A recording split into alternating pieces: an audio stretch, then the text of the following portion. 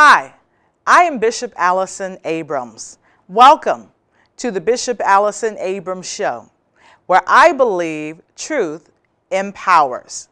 Each week, I will bring topics to you that I believe you should be made aware of. I will give you my professional opinion on the topics and probably some necessary suggestions too. We will talk politics. We'll talk religion. We'll talk real estate, health, and education.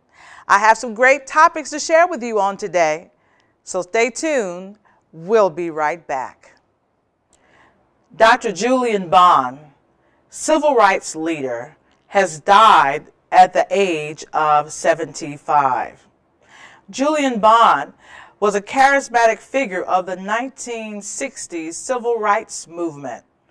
He was a lightning rod of the anti-Vietnam War campaign, a lifelong champion of equal rights, and he was a leader, the chairman with the NAACP, and he contributed in many other ways in our community. Mr. Julian Bond has died at the age of 75. Mr. Bond, I'm surprised to find out, I should have known my history, was one of the original leaders of SNCC. Those of you who watched Selma, you remember in the movie, the SNCC organization was the Student Nonviolent Coordinating Committee. And so that was one of the organizations that was already in place in the South when Dr. Martin Luther King and his group of activists came in. And so Dr. Julian Bond was one of the original leaders of SNCC. He was the committee's communications director for 5 years. And we know that he did lots of work with that organization before moving on to others. He gradually, however, moved from SNCC to the leadership of NAACP, which is the National Association for Advancement of Colored People. Along the way, Dr. Julian Bond was a writer. He was a poet, television commentator, lecturer, college teacher, persistent opponent of the stubborn remnants of white supremacy. And many people know him today for all of his hard work, for his consistency with being an activist and fighting for rights of all people. One of the things that I did not know, and some of you may not, is that Dr. Julian Bond served at least 20 years in the Georgia General Assembly. However, many of the folks down there considered him as a rabble-rouser during that time. And I'm sure he was pushing them on lots of laws, lots of policies, lots of issues down there. And so we know when people move to a place of discomfort or when they're forced to deal with certain issues, as we've been forced to deal with issues in our society on today, sometimes they'll label you as a rebel. Sometimes they'll label you as a rabble-rouser. So I'm very grateful and thankful for Dr. Julian Bond being a rabble-rouser and all of his other friends that were rabble-rousers along with him.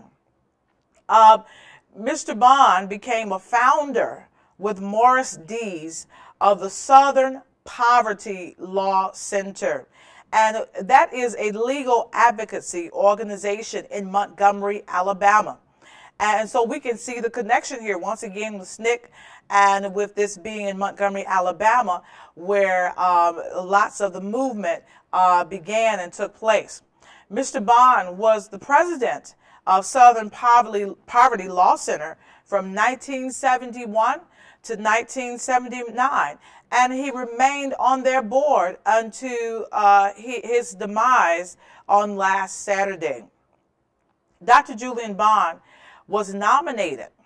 Some of you may not know this. You're getting a real history lesson on today. He was nominated as a candidate for vice president at the 1968 Democratic National Convention. we've had lots of African Americans doing some great things and been nominated for very high positions in our government. And so I'm just excited about the wonderful history that so many of our leaders have.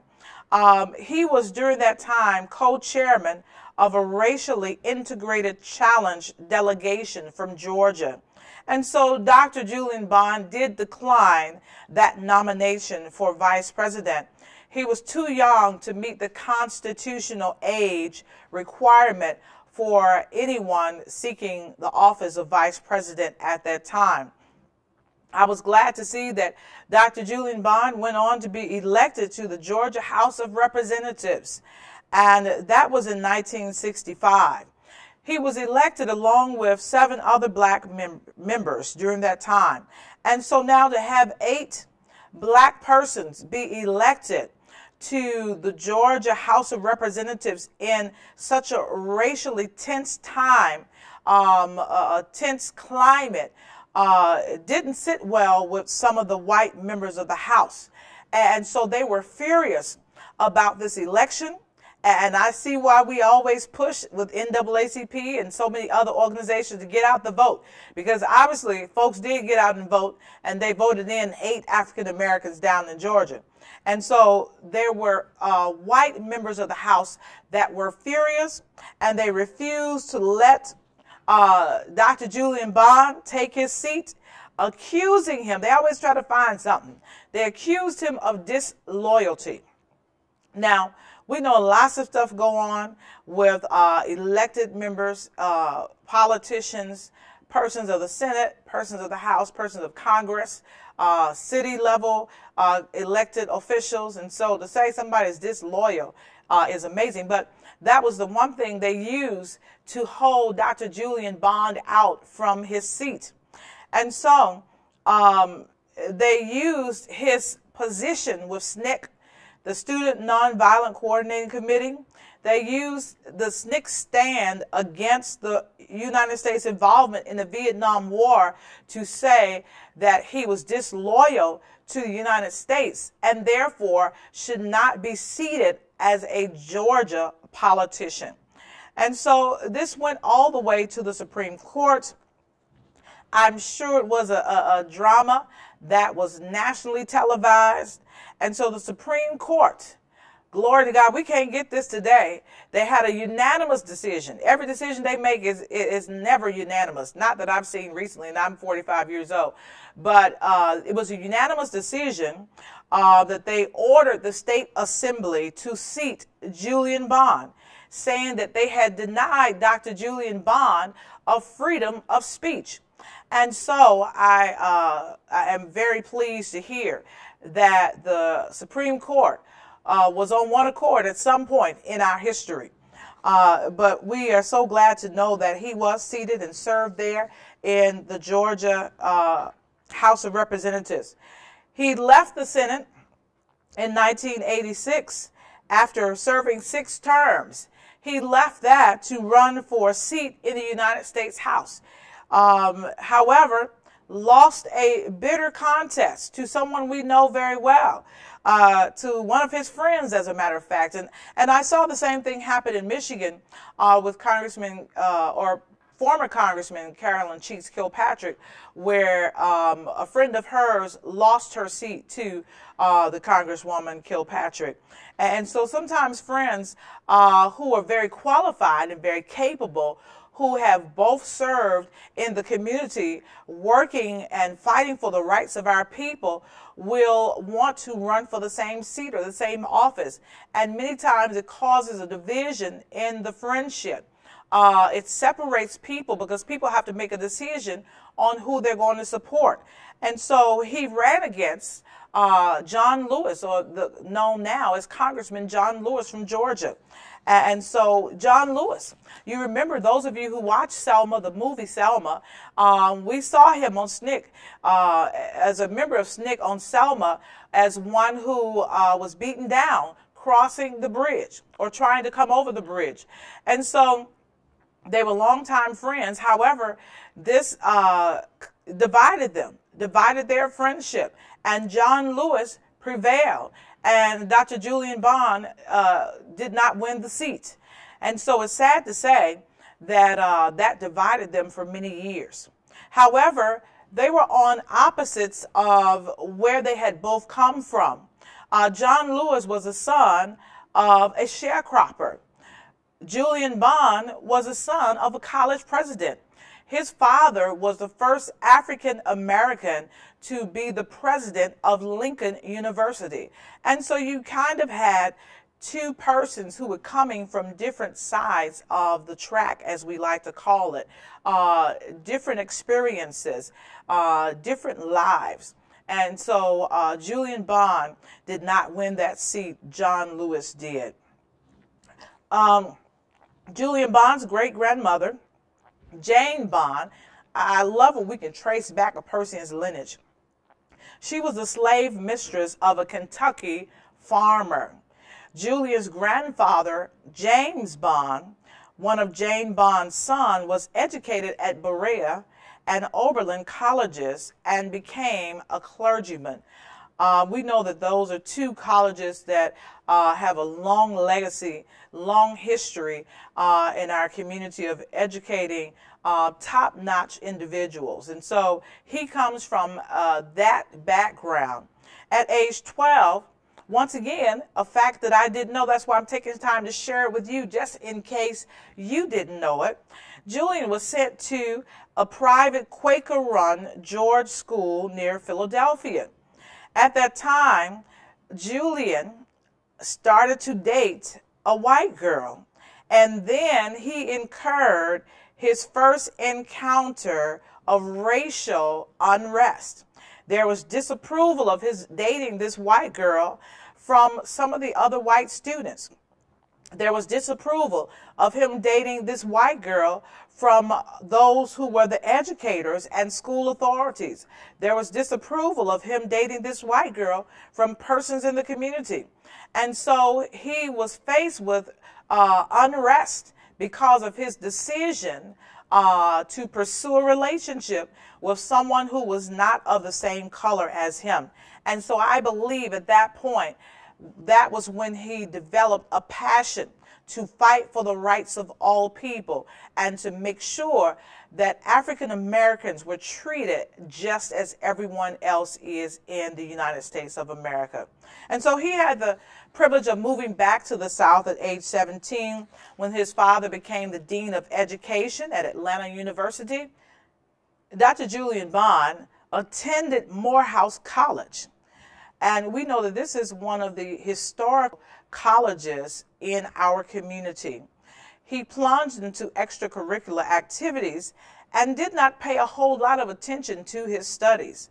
And so the civil rights movement, the need for those to step up and fight for the rights of African Americans, the need for those to participate in marches and rallies was a good excuse for Julian Bond to drop out of college in 1961. However, he did return. And this is what we tell our young people today.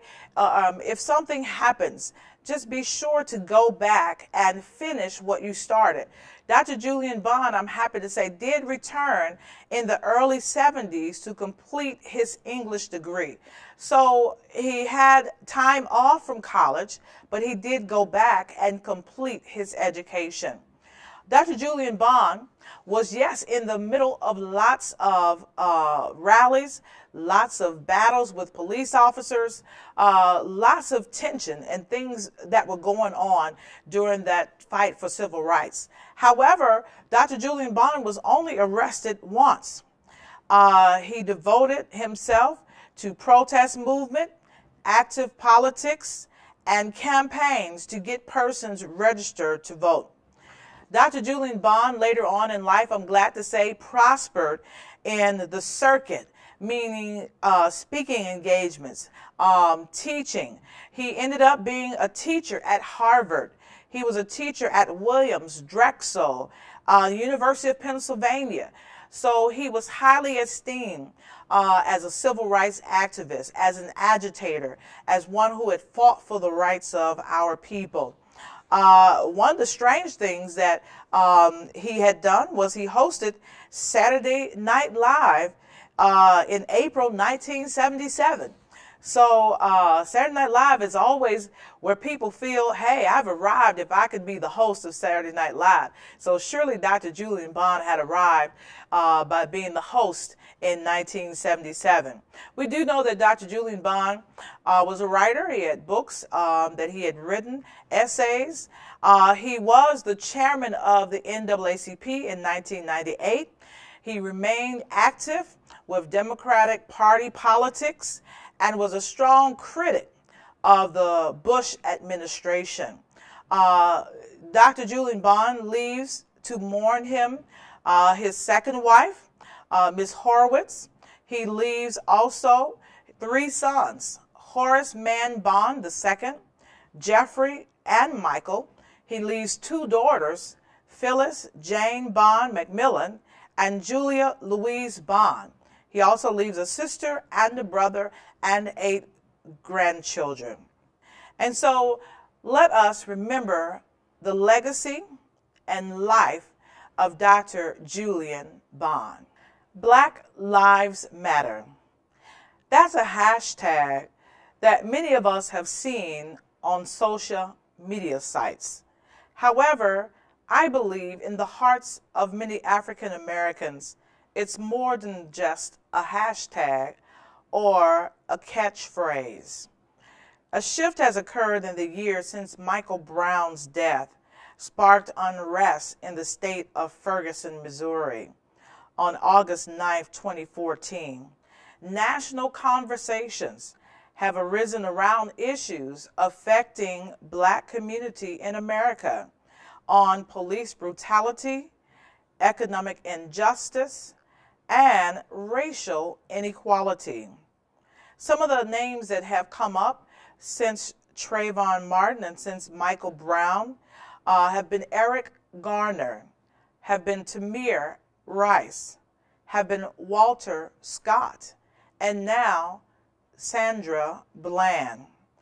This did not happen on its own. There is now a movement called Black Lives Matter. This is a grassroots network of activists and allies who mobilize through social media to shine a national spotlight on the struggles that come along with being Black in America on today. Some of you who watched the protest on television, CNN and some of the other stations, saw how many people showed up for the marches, for the rallies, and you say, how did they galvanize all of these persons to this one place? Social media. Years ago, in Dr. Julian Bond's time, they didn't have access to Twitter. They didn't have access to Facebook, didn't have access to Instagram, Snapchat, and so many other social media sites. And so therefore, they had to rely on telephone, telegram, and the mail system to get the word out for people to show up for rallies, for marches. However, today, with a push of a button, oftentimes called post, people can announce the area, the location, the time that people are to show up for rallies, and you'll see a large crowd there at that time. And so there's a group, Black Lives Matter, that has mobilized to take advantage of this social media, as well as deal with their frustrations and anger about how African Americans are being treated in America on today. It is a major injustice. It is a tragedy and travesty of how many African Americans have been killed by police brutality that were innocent. In this country, we always say that persons are innocent until proven guilty. I've come to realize as an African American that many times the statement for our community is, you are not innocent if you are African American until you are proven to be innocent, which is an unfair statement for persons who in our community. to me is a miscarriage of justice. We cannot judge persons simply by stereotypes of their community. Once again, persons must be judged by their character, not by the color of their skin. And so I'm very glad to see that young people today, young African Americans, have gathered themselves to organize and call themselves Black Lives Matter. They are rallying from the cries of African Americans in the community. Their slogan is a movement, not a moment. And so, yes, they have a major movement going on today. This group actually just formed out of their anger and frustration with police brutality and the unfair treatment of African Americans in our country. It was not something that was talked about or discussed. Just some people got together and said, this is what we're doing. And it kind of just happened. They didn't have a lot of organization. They didn't have a structure, but they had people who were passionate. They had people who had a heart. They had people who wanted to see change. They had people who were frustrated and tired with injustice in our country on today. And so these activists reside outside traditional institutions and power structures. Many of them are social media influencers. They are better known by their Twitter handles than their real names. Now, what is that saying about how we have progressed in society today? Once again, talking about the legendary Dr. Julian Bond, if we did not know his name, I don't think people would have been supporting him the way that they did in the past. However, today, the young people just know your hashtag. They just know your name, your social media name. They know what you are on Instagram. They know what you are on Snapchat. They may not ever know your real name, but they know that you're a leader in the social media world, and they will come out and support if you put that there's an event or an activity taking place that is going to fight for the rights of all people. And so many of these people started a trending hashtag. They started a rally in the street by simply sending out a tweet. Now, when we talk about power, that's power on today. You can send out a tweet and reach 5,000 people, and 5,000 to 10,000 people show up to march in the street, to lay on the ground, to stop traffic, to hold up signs expressing their frustration with what's going on in the United States of America today. Many of the people who are ones who form this particular group have gotten the attention of some of the 2016 presidential candidates. Observers say their next move is to create meaningful change in communities where they live. And so we want to say kudos to those who are influencing the Black Lives Matter movement. There is unrest in this country, and we as faith leaders have been praying for peace in our country, have been praying for unity in our country, have been praying against the spirit of violence. However, a lot of that is still going on because there's still prejudice out here today. There's still racism out here today. There is sexism out here today. There is ageism out here today. There is heterosexism out here today. And there's so many other isms that are out here today that we have to deal with as a people. And so I've seen some people say that they don't like the fact that people put up the hashtag Black Lives Matter. They want to see the hashtag All Lives Matter. Well, there are pros and cons to that. We do want to say, yes, all lives do matter. However, the spirit of this was birthed from the injustice of Michael Brown and so many others who fell at the hands of police brutality. And so I don't believe the intention was to say other people did not matter. I believe the intention, the spirit in which it was crafted was to simply say that African Americans should not be losing their lives at the hands of police brutality, at the hands of those who are prejudiced and those who are racist and those who just dislike persons simply because of the color of their skin or the community in which they live. And so I do want to say that we want to support the Black Lives Matter group. We do want to, however, expand that and say that women's lives matter. I want to expand that and say that persons who are in the LGBTQ community lives matter. I want to say that all lives do matter, yes. And so once again, I support the young people who are letting their voices be heard on today. They're doing it a little differently, and that's wonderful. The end result is still the same, to bring about change in America and in the hearts of the people on today.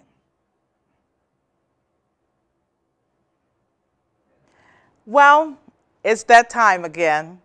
I want to thank you for always remembering to tune in to the Bishop Allyson Abrams Show, where we are committed to discussing new and exciting topics that are sure to stir your soul.